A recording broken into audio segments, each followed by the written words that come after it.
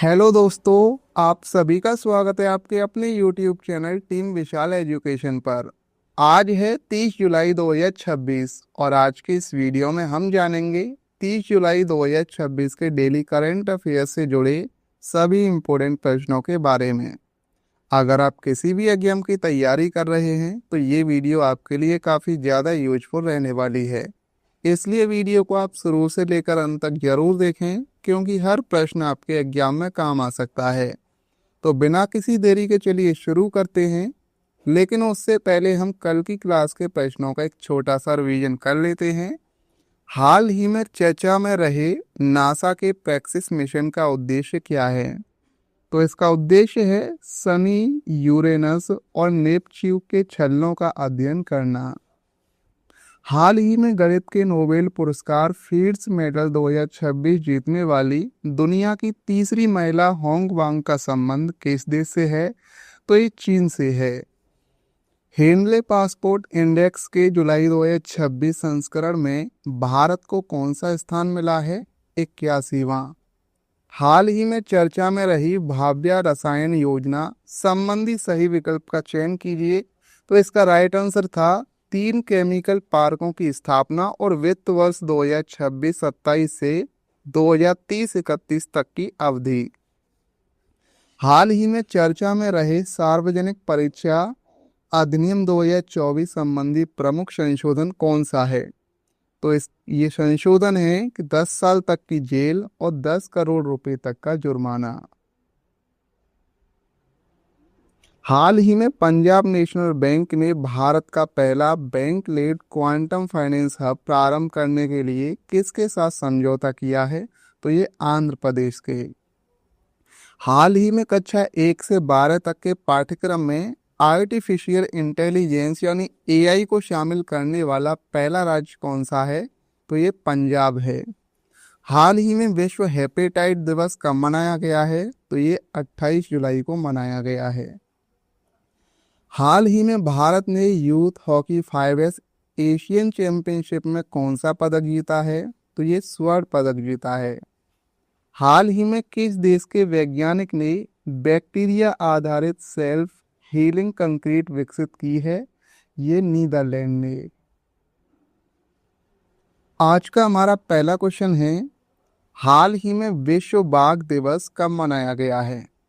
तो इस प्रश्न का राइट आंसर है दोस्तों ऑप्शन सी, 29 जुलाई। तो भी हाल ही में विश्व बाघ दिवस वो 29 जुलाई को मनाया गया है। हर वर्ष 29 जुलाई को विश्व बाघ दिवस मनाया जाता है और इसका उद्देश्य बाघों के संरक्षण, उनके प्राकृतिक आवास की रक्षा और लोगों में जागरूकता बढ़ाना है। इस दिवस की शुरुआत वर्ष 2010 में रूस के सेंट पीटर्सबर्ग में आयोजित टाइगर समिट के दौरान की गई थी और विश्व बाघ दिवस की शुरुआत सन 2010 में हुई थी। भारत में प्रोजेक्ट टाइगर की शुरुआत 1 अप्रैल 1973 को हुई थी। भारत में सबसे अधिक बाघ पाए जाते हैं और भारत में 58 टाइगर रिजर्व हैं। नेक्स्ट प्रश्न है, हाल ही में संयुक्त राष्ट्र मानवाधिकार उच्चायुक्त किसे नियुक्त किया गया है? तो राइट आंसर है इस प्रश्न का ऑप्शन ए, वोल्कर तुर्क। दोस्तों अभी हाल ही में वोल्कर तुर्क को संयुक्त राष्ट्र मानवाधिकार उच्चायुक्त के रूप में नियुक्त किया गया है। उनका मुख्य कार्य दुनिया भर में मानवाधिकारों की रक्षा, उनके उल्लंघन की निगरानी करना तथा सदस्य देशों के साथ मिलकर मानवाधिकारों को बढ़ावा देना है। बात करें अब संयुक्त राष्ट्र की, तो इसकी स्थापना 24 अक्टूबर 1945 को हुई थी और संयुक्त राष्ट्र का मुख्यालय न्यूयॉर्क, अमेरिका में है। हाल ही में यूनेस्को ने कितने स्थलों को खतरे वाली सूची में शामिल किया है? तो इस प्रश्न का राइट आंसर है दोस्तों ऑप्शन बी, 6। हाल ही में यूनेस्को ने 6 नए विश्व धरोहर स्थलों को खतरे वाली सूची में शामिल किया है और इन स्थलों को युद्ध, प्राकृतिक आपदाओं, जल परिवर्तन, प्रदूषण और अनियंत्रित विकास जैसे कारणों से खतरा है। इस सूची का उद्देश्य इन धरोहर के संरक्षण के लिए वैश्विक सहयोग और आवश्यकता सहायता सुनिश्चित करना है। बात करें अब दोस्तों यूनेस्को की, तो इसकी फुल फॉर्म है United Nations Educational Scientific and Cultural Organization. इसकी स्थापना 16 नवंबर 1945 को हुई थी। मुख्यालय इसका पेरिस फ्रांस में है और महानिदेशक हैं यूनेस्को के खालिद एल एनालील। हाल ही में जस्टिन ग्रीव्स टेस्ट क्रिकेट में 5 विकेट मेडल ओवर फेंकने वाले दुनिया के पहले गेंदबाज बने हैं। इनका संबंध किस देश से है? तो राइट आंसर इस प्रश्न का option C, West Indies.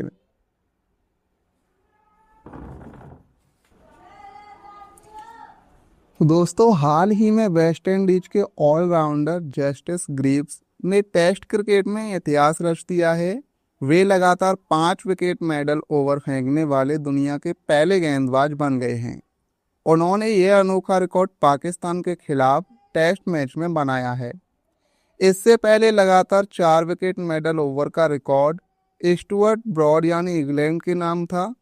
Justice Greaves ने इसी मैच में अपने टेस्ट करियर का पहला 5 विकेट हॉल भी लिया है और यह उपलब्धि टेस्ट क्रिकेट के इतिहास में पहली बार दर्ज हुई है। हाल ही में समर्थ पोर्टल किसने लॉन्च किया है? तो इस प्रश्न का राइट आंसर हो जाएगा दोस्तों ऑप्शन सी, पंचायती राज मंत्रालय ने।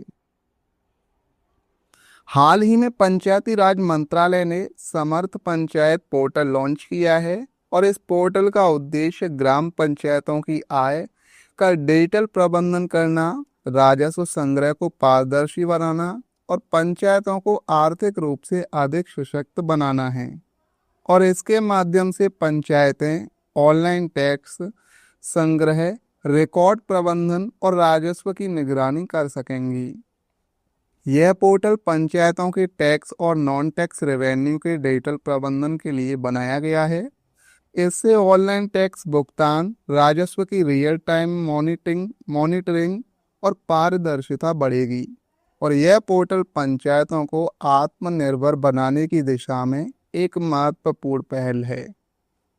बात करें दोस्तों पंचायती राज मंत्रालय की, तो इसकी स्थापना 27 मई 2004 को हुई थी और इसका मुख्यालय नई दिल्ली में है। कॉमनवेल्थ पीस मेडिएशन कॉन्फ्रेंस 2026 कहाँ प्रारंभ होगी? तो इस प्रश्न का राइट आंसर हो जाएगा दोस्तों ऑप्शन ए, राजस्थान में। कॉमनवेल्थ पीस मेडिएशन कॉन्फ्रेंस 2026 का आयोजन 31 जुलाई से लेकर 2 अगस्त 2026 तक जयपुर राजस्थान में किया जाएगा और इस सम्मेलन का उद्देश्य मध्यस्थता के माध्यम से विवादों का शांतिपूर्ण समाधान, न्याय व्यवस्था को मजबूत बनाना और कॉमनवेल्थ देशों के बीच सहयोग बढ़ाना है। इसमें कई देशों के न्यायाधीश, विधि विशेषज्ञ और मध्यस्थ भाग लेंगे। सम्मेलन का आयोजन दोस्तों जयपुर में 31 जुलाई से 2 अगस्त 2026 तक होगा और इसका मुख्य विषय पीस थ्रू मेडिएशन यानी मध्यस्थता के माध्यम से विवादों का समाधान है और इसमें कॉमनवेल्थ देशों के न्यायाधीश, वकील, मध्यस्थ और नीति निर्माता भाग लेंगे। बात करें दोस्तों राजस्थान राज्य की, तो इसकी स्थापना 30 मार्च 1949 को हुई थी। राजस्थान की राजधानी जयपुर है। मुख्यमंत्री है भजनलाल शर्मा और राज्यपाल हैं वहां के हरिभाऊ कृष्ण राव बागड़े। नेक्स्ट प्रश्न है, हाल ही में मुख्यमंत्री मछुआरा सम्मान निधि योजना किसने लॉन्च की है? तो इसका राइट आंसर हो जाएगा दोस्तों ऑप्शन डी, हिमाचल प्रदेश राज्य ने। अभी हाल ही में हिमाचल प्रदेश सरकार ने मुख्यमंत्री मछुआरा सम्मान निधि योजना शुरू की है और इस योजना के तहत बंद मछली पकड़ने के मौसम में मछुआरों को आर्थिक सहायता दी जाएगी ताकि उनकी आय प्रभावित ना हो और वे आर्थिक रूप से सुरक्षित रह सकें। योजना के तहत 3,500 प्रति वर्ष की सहायता मिलेगी। यह सहायता सीधे बैंक खाते में भेजी जाएगी और इस योजना से लगभग 3,700 मछुआरे परिवार लाभान्वित होंगे। हिमाचल प्रदेश राज्य की स्थापना दोस्तों 25 जनवरी 1971 को हुई थी। राजधानी है इसकी दो, एक शिमला है और दूसरी धर्मशाला है। शिमला जो है वो ग्रीष्मकालीन के लिए है और धर्मशाला जो है वो शीतकालीन के लिए है। मुख्यमंत्री हैं दोस्तों वो सुखविंदर सिंह सुक्खू, राज्यपाल हैं शिव प्रताप शुक्ल और वहाँ का राजकीय पशु है हिम तेंदुआ। हाल ही में अमृतसर से 27 ग्लोबल डेस्टिनेशन के लिए ईजी कनेक्ट सर्विस किसने शुरू की है? इस प्रश्न का राइट आंसर हो जाएगा दोस्तों ऑप्शन सी, एयर इंडिया ने। दोस्तों भी हाल ही में एयर इंडिया ने अमृतसर से 27 अंतर्राष्ट्रीय गंतव्यों के लिए ईजी कनेक्ट सेवा शुरू की है। इस सेवा के जरिए यात्री एक ही टिकट और आसान ट्रांजिट के माध्यम से कई देशों तक सुविधाजनक यात्रा कर सकेंगे। इस सेवा से यूरोप, उत्तरी अमेरिका और ऑस्ट्रेलिया सहित 27 वैश्विक गंतव्यों तक बेहतर कनेक्टिविटी मिलेगी और यात्रियों को सिंगल टिकट और बैगेज का आसान ट्रांसफर जैसी सुविधाएं मिलेंगी। इस पहल का उद्देश्य दोस्तों अमृतसर को अंतर्राष्ट्रीय हवाई यात्रा का प्रमुख केंद्र बनाना है। हाल ही में देश का प्रमुख समुद्री और मैन्युफैक्चरिंग हब बनाने के लिए ship building and repair policy 2026 वो किसने लॉन्च की है? इस प्रश्न का राइट आंसर हो जाएगा दोस्तों ऑप्शन ए, गुजरात ने।